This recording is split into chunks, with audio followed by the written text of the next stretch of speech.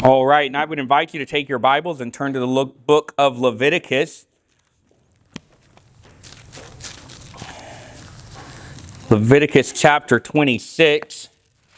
We're going to preach a message on Daniel out of Leviticus, basically, in a roundabout sort of way. As we discussed in the Sunday school hour, we are kind of in the part of our series on the book of Daniel, The Road to Babylon, understanding how we wound up in Babylon. I realize this is from a kind of 30,000-foot view. All of us are very aware that they sinned, messed up real bad, and God kicked them out of the land. That's true, accurate, lacking nuance, right? So we're trying to provide the nuance over really 4 or 5 messages here. And so our plan is we are going to cover the 46 verses in Leviticus 26, but fear not. It's really, in one sense, we are likely going to read most of it, but we're not going to spend time on really anything because I really feel like the passage itself speaks for itself. I have it outlined and broken down in some bullet points on it, but I do think it'll bring some clarity to us. So before we read our verse here in Leviticus, I would simply recall our text verse for the series in Daniel chapter 4:17. I'd pull the phrase out of that we're using, that the living may know that the Most High ruleth. Our goal with the book of Daniel is to where there's, and it's helpful for us. The goal for Daniel is to make sure that we understand that God's in charge, God is sovereign, God's going to have everything come out according to his plan, no matter what it looks like today. And this is helpful to us, and we'll tie it to 2 Peter next Sunday during all-day services, is, dearly beloved, I beseech you as strangers and pilgrims, right? And basically the fact is, I don't mean to draw too much of a one-to-one comparison, so just in a very metaphorical sense, where our similarities between us and the nation of Israel very, very general. Like, don't take that too far at all. Like, I'll spend a message on doing that if I have to, right? Just from the fact of they were strangers in a foreign land, and our perspective ought to be, while we're living here on this earth, that we're strangers and pilgrims in a foreign land. And a lot of the same pressures that the nation of Israel, especially Daniel, Shadrach, Meshach, and Abednego experienced, I think to a greater or lesser extent, we can experience them. And I think we do have a picture of 2 things in the book of Daniel. Number one, just how to stand strong in the face of compromise and a pull down to compromise. And number 2, God's got everything lined out, right? It's just really just kind of spending time in the last half of the book of Daniel. It's just amazing how, it would have been very easy to be depressed and discouraged. And Daniel even was at times, right? He's kind of like, man, I don't understand this. He was reading in Jeremiah and like, I'm confused, right? Like, we feel you there, brother, right? And just God saying, hey, man, it's all of it's going to work out in the end. And not just like in a, every kumbaya, everybody's happy, but just God saying, I've got everything under control, and everything that, I was thinking just in relationship to Alexander the Great, about how no doubt when he was going through all of his conquests, he wound up in India, just all over the place. I've read enough about Alexander the Great to know what he thought about himself, right? The whole great thing, that kind of was his idea, right? And he thought he was doing this and conquering that, and the whole time God's like, man, I told y'all about this a couple of hundred years ago, right? And Alexander the Great was literally just kind of in a limited sense, going through the motions of what God had already known was going to happen. That does bring us Leviticus chapter 26, verse number 46. We're going to start at the very end in order to orient us there, and we'll be heading back this way for the next 45 minutes or so, hour. These are the statutes and judgments and laws which the Lord made between him and the children of Israel in Mount Sinai by the hand of Moses. So before we get too far into this, let's set the narrative a little bit. Think about Daniel 1, a young man taken from Jerusalem. His home is gone. His king has fallen. The vessels of the temple carried into the house of a false god, given a Babylonian education, a Babylonian name, a Babylonian future. And really, what the whole purpose of this first part of the series of The Road to Babylon is seeking to answer is, how did Israel get there? The answer is not Nebuchadnezzar. He is literally, I would use the term, a pawn in the hand of God. It's not Nebuchadnezzar. The answer is not first Babylonian military strength. The answer is not simply bad luck on the stage of world empires. The answer to this, how did Israel get to Daniel 1, begins centuries earlier. I would argue in at least one instance here in Leviticus chapter 26, where God told Israel plainly, This is what will happen if you walk contrary to me. You ever been in trouble, or you did something and knew that I think work would be an example. You make a mistake and like, yeah, I shouldn't have done that. That was a mistake. And you're like, it's not that big a deal. And then come to find out, oh, that was actually, that was a big deal, wasn't it, right? You're in a lot of trouble for it. And this whole idea, you're just kind of sitting there just completely being in trouble, written up and threatened with all sorts of job things, and be like, I didn't even know it was that serious. I use that example to say this. When Israel got to Babylon, they should not have been saying that. Like, I didn't think it was that big of a deal, right? Like, God made it pretty clear that this is going to be a big deal. So let's give some narrative, some history, to make sure we understand where Leviticus fits into this. Because this chapter in Leviticus 26, I could have used at least 4 other passages in Deuteronomy that I would argue essentially say the same thing, some in longer versions, some in shorter versions, but I wanted to use Leviticus very specifically for this reason. So Israel left Egypt, right? Everybody shake your head out. We know Israel left Egypt. You remember that. Deuteronomy, looking back, describes it like this. And the Lord brought us forth out of Egypt with a mighty hand and with a stretched out arm and with great terribleness and with signs and with wonders. That describes exactly what took place. It got to the point where, at least for a brief moment in time, the Egyptians were begging them to leave. Like, please leave, else we all die. Israel crossed the Red Sea. Remember that story, right? In Exodus, Moses describes the scene thusly. Exodus 14:13, and Moses said unto the people, fear ye not, stand still, and see the salvation of the Lord, which he will show to you this day. For the Egyptians whom ye seen today, ye will see them no more forever. It's an amazing story, right? You could preach the crossing of the Red Sea, draw application for our own life, spiritualize it for ourselves, just preach the mechanics of it. Leviticus 26, 3 months later, after leaving Egypt, the Red Sea was briefly after that. So 3 months later, they get to Mount Sinai. Not 3 years, not 3 decades. We know it was 3 months from Exodus chapter 19, verse 1 and 2. In the 3rd month, when the children of Israel were gone forth out of the land of Egypt, the same day they came into the wilderness of Sinai, for they were departed from Rephidim and were come to the desert of Sinai and had pitched in the wilderness, and there Israel camped before the mount. So we know we are 3 months removed from them coming out of Egypt. So the Red Sea happened there. I'd hesitate to put too much of a timeline. They had met with his father-in-law and kind of organized some things. Does anybody know off the top of their head that had the manna already started at this point? I'm not positive about that, but I don't think so. But at any rate, we're not very far removed from Egypt, right? We're not very far removed from watching God do some pretty amazing things. At Sinai, we know what happened, at least generally speaking. I would argue, in one sense, the whole Leviticus, Numbers, Deuteronomy, all of that was kind of given at Sinai, especially all the law, the ceremonial things of that nature. It's where the 10 Commandments, as we have come to understand them, was given, as well as the covenant that we find in Leviticus, the religious, the ceremony. And I would argue that it's at this place, at Sinai, they moved from being a group of refugees to a covenant people. That's imprecise wording. Now, let me just put it like this. They moved from being a group of refugees to a nation under the Lord their God. The covenants were already in place. I'm just saying it really, a lot of things kind of canonized and solidified at this point. Let's consider more of a timeline. The tabernacle was constructed and erected on the first day of the 1st month of Israel's 2nd year at Sinai. We know this in Exodus chapter 40, verse 17. And it came to pass in the first month of the 2nd year, on the 1st day of the month, that the tabernacle was reared up. And so what we have is we are 12 months removed from Egypt, and 9 months that they've been at Sinai. You say, what does this matter? Well, we're going somewhere, right?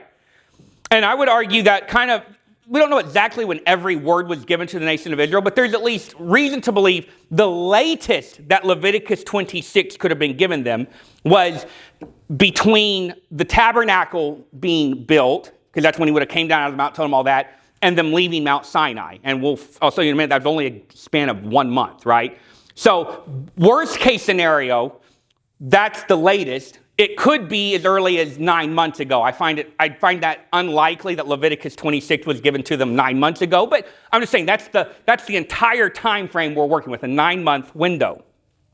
We know this. Numbers 1 is the next thing on the timeline. Numbers 1:1 says, "And the Lord spake unto Moses in the wilderness of Sinai in the tabernacle of the congregation on the first day of the 2nd month in the 2nd year after they were come out of Egypt." So, right? It says the tabernacle was built on, let me make sure I get this right, on the first day of the 1st month of the 2nd year. They left Sinai on the 1st day of the 2nd month of the 2nd year. So 1 month between the tabernacle and them leaving. Everybody, don't leave me. We're going somewhere with this, all right?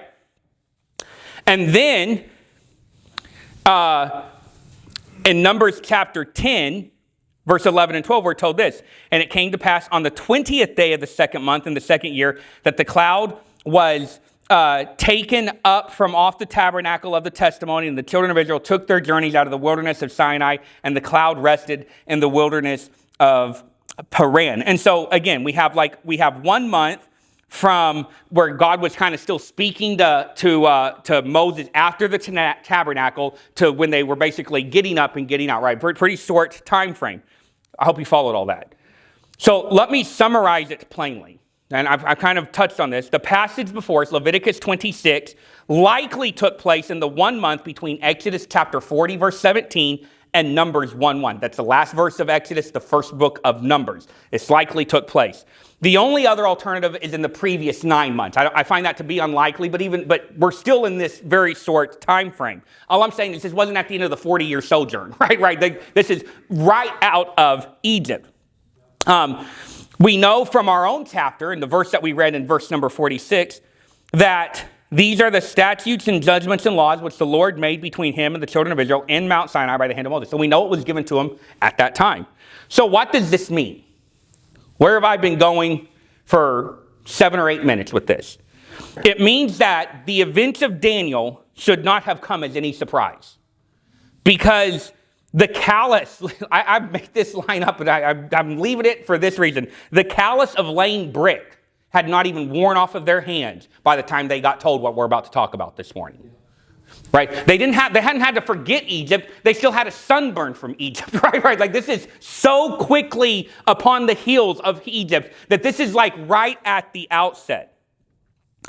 It is being told by God, I'm doing this for you. I've done things for you. I'm giving this for you. The covenant itself, the land, and stay with me here, of the covenant itself, the land, the promise was unconditional, right? That's still an issue today. There's a sense, there's a very real sense from God's perspective, the land is the nation of Israel. But what was very much conditional was their possession of it.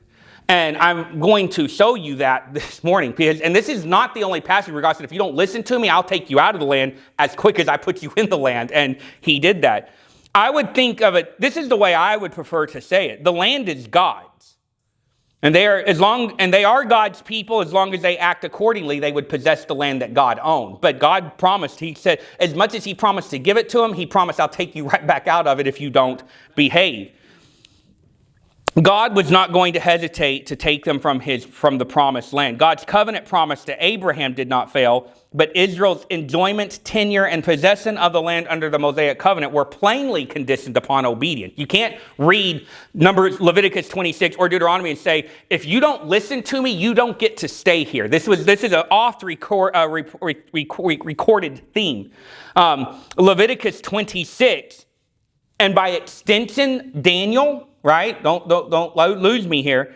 It's not God breaking his promise. It's God enforcing the covenant promises. God made a lot of promises. And sometimes it's easy to say, well, God promised them the land. He promised them some things other than that. And he promised he would kill them all if they didn't obey, right? And by in effect, that is exactly what he said over and over again.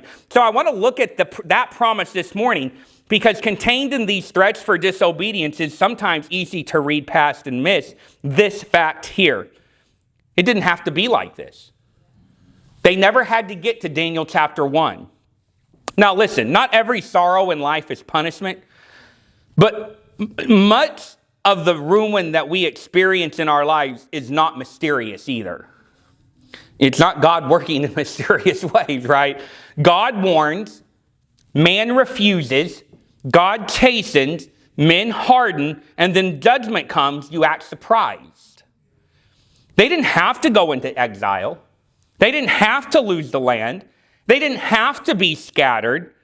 And it's true about much of the things in our life. It doesn't have to be like this. It doesn't have to be like this. So for a few moments, we want to walk down this chapter and see the promise, the threat, the end of disobedience. And this message, I hope, this is the goal of this message, to upgrade our theological reading of Daniel from bad pagan king and brave teenager to what God, the reason that they were there in the first place. Bad pagan king, brave teenager understates what's going on when you get to the book of Daniel. We see in verses 1 through 13. Again, we're going to move quickly. We got 35, 40 minutes to go cover 46 verses. I have no intentions of focusing. And really, I want the Bible to speak for itself. Verses 1 through 13, we see a promise and blessings. Look at how he starts this out. We see the commands. Look at verses 1 and the first part of verse 2. Ye shall make no idols nor graven image, neither rear ye up a standing image, neither shall ye set up any image of stone in your land to bow down unto it, for I am the Lord your God. Ye shall keep my Sabbaths and reverence my sanctuary. Somebody interact with me just a little bit. Does that phrase in the list remind you of anything? The Ten Commandments, right? It wasn't no trick question. This is not the first time they've even heard this, right? These are oft repeated insistence of God. Basically, could I sum it down like this? I am God, nothing else is, act accordingly. It's not that complicated. He's like, I brought you out of the land of Egypt, quit bowing down to cows. I brought you across the Red Sea, quit sacrificing to idols. I built this tabernacle, reverence it. Listen, this is not, again, they couldn't get to the Babylonian Empire, the Assyrian Empire, knocking on their front doors and be like, I don't understand why God is treating me like this. He has told you from day one, treat me like I'm God. Now listen, let me kind of caveat that. God doesn't need you to treat him like he is God for him to be God. He needs you to treat him like he is God so he don't have to act like God in your life. And there's a wide range of difference between that. It's like he starts right here where he started almost every conversation he ever had with the children of Israel. That's quit bowing down the thing you cut out of a tree. It's not that hard. It's not that complicated. Say, well, why do we have to do that? Verse number 2, the end of it. I am the Lord.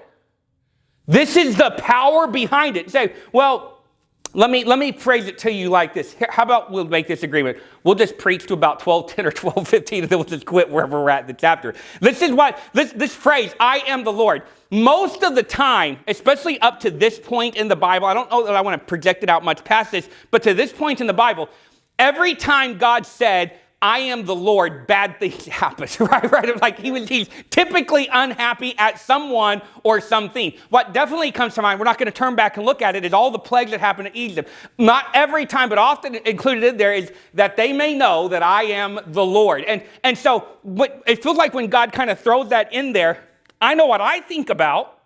I know what comes to my mind. I know what my memory stirs up, and it's God proving that he is the Lord when you don't do what he says. Verse number 3, we see a qualification. If you walk in my statutes and keep my commandments and do them. So we need to understand this.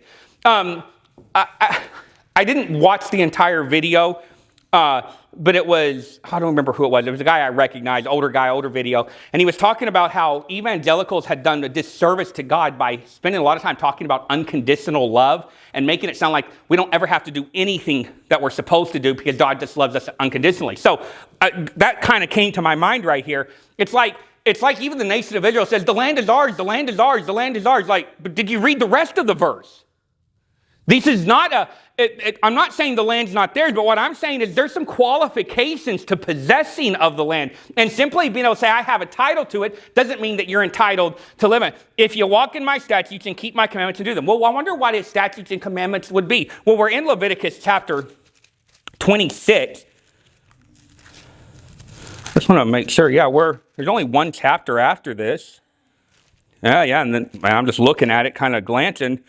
It's basically more commandments and statutes. And, you could just kind of flip through Leviticus. The oblation of first fruits, the peace offering, the offerings for sins of ignorance, for a ruler and for any of the people, the trespass offering, the law of the burnt offering, the law of the trespass and peace offering, the consecration of Aaron's offerings, of eating of holy things, beasts, fishes, and fowls, clean and unclean, the purification of women, the laws and tokens by the priest, of leprosy in a garment, the rites and sacrifices of cleansing of leprosy in a house, unclean issues, how Aaron should come into the holy place, the scapegoat, the yearly. I'm reading the top of my Bible, right? I don't know if you caught that, right? So when he says here in Leviticus 26, if you will walk in my statutes and keep my commandments and do them, again, it's not like, well, what is he talking about, right? He just spent 26 chapters laying out in no small, insignificant amount of detail what his commandments, his statutes were to do. And he says, you have to keep them. Verses 4 through 13, we'll cover this part quickly. You see the blessings. He says, if you'll do them, verse 4, then I'll give you rain in due season. The land shall yield her increase. The trees of the field shall yield their fruit. So we see natural blessings. God's just saying the land will be good to you. And but also, because I know how the story ended, I'm going to imply some threat even in this. What I would read is, he's saying, I'm going to let the land act like the land would normally act just in general. But implicit in that is, I don't have to do that though, right? We need to understand that God allows a lot of things to happen positive, just the kind of the course of nature, that he does not have to let happen to you. So it's natural blessings. Look at verse number 5. We see practical blessings. And your threshing shall reach into the vintage, and the vintage shall reach into the sowing time, and you shall eat your bread to the full and dwell in your land safely. Really, this is talking about how, living in an agrarian society, what would happen often is things would get kind of tight the closer you got to reaping the next harvest, right? Like whatever it was, I think it's kind of talking specifically about the fruit of the vine here, but by the time you got to where grapes would be ripe the next year, you'd be lucky if you had any grapes left from the last year. And what God's saying, he said, you'll have stuff left over by the time you're getting more stuff. He said, the land is going to bless you. These are practical blessings. Look at verse number 6. We see political blessings. And I will give peace in the land, and ye shall lie down, and none shall make you afraid. And I will rid evil beasts out of the land, neither shall the sword go through your lands. He's just saying, I'm going to take care of you politically. And there's a little bit of a natural element to this too. We see military blessings. Verse number 7, and ye shall taste your enemies, and they shall fall before you by the sword, and 5 of you shall chase 100, and 100 of you shall put to 10,000 to flight, and your enemies shall fall before you by the sword. And while he's saying, he's like, I'm going to take care of everything. He's like, there's another verse, I think it's in Deuteronomy, he said, I didn't pick you because you were the strongest or the greatest. He said, I put my love on you because of my sovereign decree, right? That's all it's come down to. In this verse, these verses are reiterating that, because he's saying you're going to have success militarily that doesn't make sense on paper. And he says, I'm going to do that for you. I want to do that for you. Military blessings. We see the blessing of presence. Verse number 10 and 11, and ye shall eat the old store and bring forth the old because of the new. And I will set my tabernacle among you, and my soul shall not abhor you. Again, implicit in that is that, so if I don't do certain things, my soul may abhor you, right? So he's telling, he said, I want to be with you, and I want to live with you, and I want to dwell with you. We find spiritual blessings in verse number 12. And I will walk among you, and will be your God, and ye shall be my people. I am the Lord your God, which brought you forth out of the land of Egypt, that ye should not be their bondmen. And I have broken the bands of your yoke, and made you go upright. And so he spent 4 to 13, is that 9 or 8 verses? Kind of depends on where you start, kind of 4, 5, 6, 7, 8, 9, 10, 11, 12, 10 verses. That doesn't matter. 10 verses between 4 and 13, all of which he's saying, look at everything I'm going to do for you. I'm going to take care of you. I'm going to provide for you. I'm going to bless you. You're going to have more than you know what to do with. I'm going to protect you. Nobody's going to mess with you. I'm going to get rid of the bad animals out of your land. He said everything is literally going to be perfect and awesome and amazing. I mean, is that not what he's saying? And there's other passages that he goes even into more detail about just how amazing everything's going to be. But